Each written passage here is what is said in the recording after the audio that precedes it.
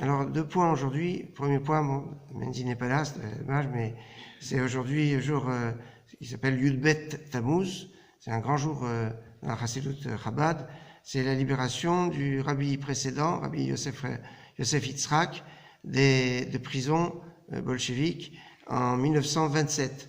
À la base, il avait été condamné à mort, et cette condamnation à mort a été commue en condamnation à la peine d'exil en Sibérie le 3 Tammuz. C'est intéressant puisque le 3 Tammuz, ça va être le jour l'Aïloula de son gendre, et bien plus tard. Et le 12 Tammuz, eh bien, il a été libéré. C'est considéré comme un jour très fort, le Yudbet et le Yud Gimel Tammuz. Donc, il y a 2 jours. Comme certains considèrent que c'est plus important encore que Yudtet Kislev, qui est aussi 2 jours, Yudtet et Kaf. Mais je voudrais vous parler aussi d'un autre rave aujourd'hui, que j'affectionne particulièrement. C'est Rabbi Yaakov Bar Latourim.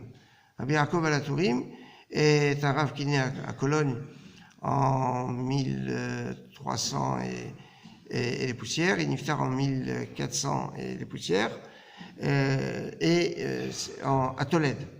Alors certains ont dit c'est un rave ashkénaze qui a bien tourné, puisque il est parti ça sentait mauvais à l'époque en Allemagne, et il est parti donc avec son père, le Roche, Rabbi Macher. Alors il est sur 2 points, Rav, qui nous intéressent particulièrement.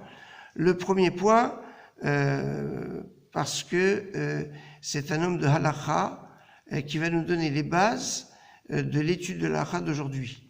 Aujourd'hui, quand on veut étudier l'halakha, halakha les maaseh, qu'est-ce qu'on étudie? C'est quoi le livre qu'on va utiliser? Le Shulchan Aruch. C'est connu, le Shulchan Aruch, qui a eu droit à de nombreuses versions abrégées. Je quitte le Shulchan Aruch, il y a le Kutz Yosef, enfin, tous. Et c'est le Shulchan Aruch. Maintenant, le Shulchan Aruch, c'est quoi?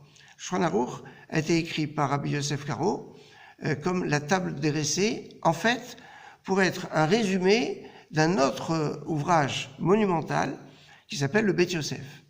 Et en fait, Rabbi Yosef Karo, dans le Bet Yosef, il a développé toutes les halachot avec les sources dans la Gemara, les rishonim importants, à savoir le processus de la halacha, et comment on tranche la halacha. Seulement quand il a écrit tout cette œuvre monumentale qui s'appelle donc le Bet Yosef, il a dit il faut réviser, parce que si on révise pas, ça va pas. Et on doit réviser tous les mois.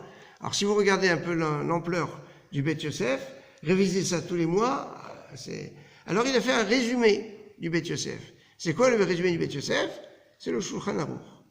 Et donc le Shulchan Aruch, c'est le résumé du Bet Yosef, et qui permet en fait normalement de pouvoir réviser toute la halakha tous les mois. C'est ça le principe.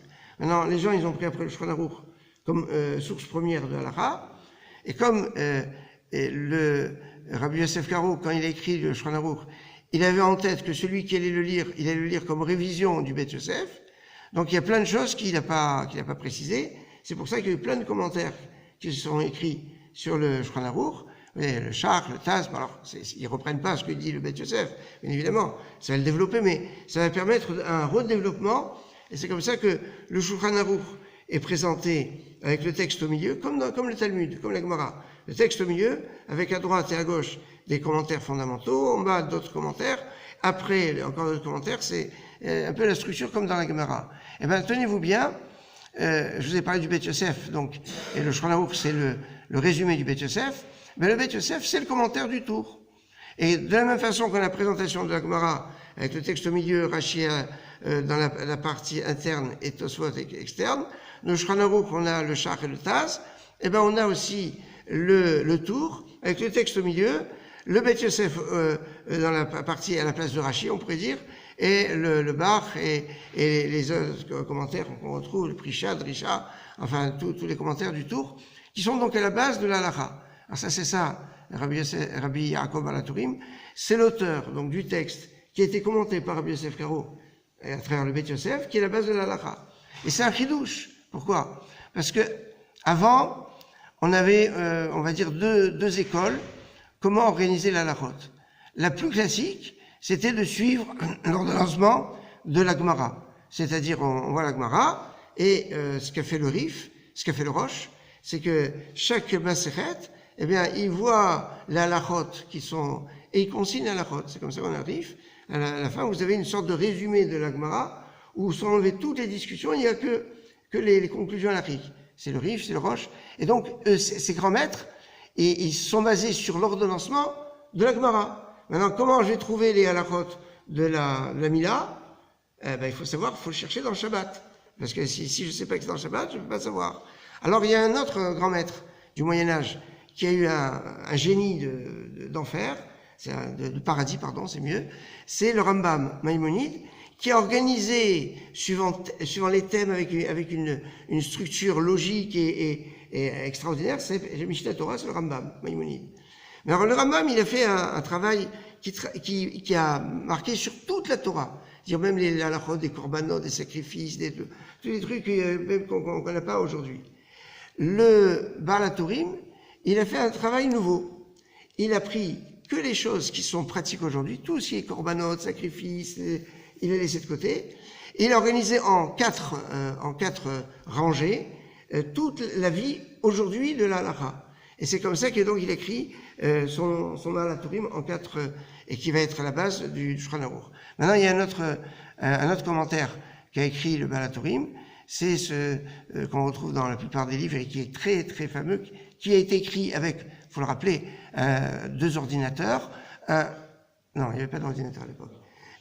Mais on peut se poser la question comment il a, avec les rachetevot, les initiales, les finales, les valeurs numériques, c'est un festival de génie sur le texte de la Torah qu'on appelle le Baal HaTurim, parce qu'en fait, quand il avait présenté son commentaire, ce livre de halakha à son père, en disant papa, qu'est-ce que tu penses?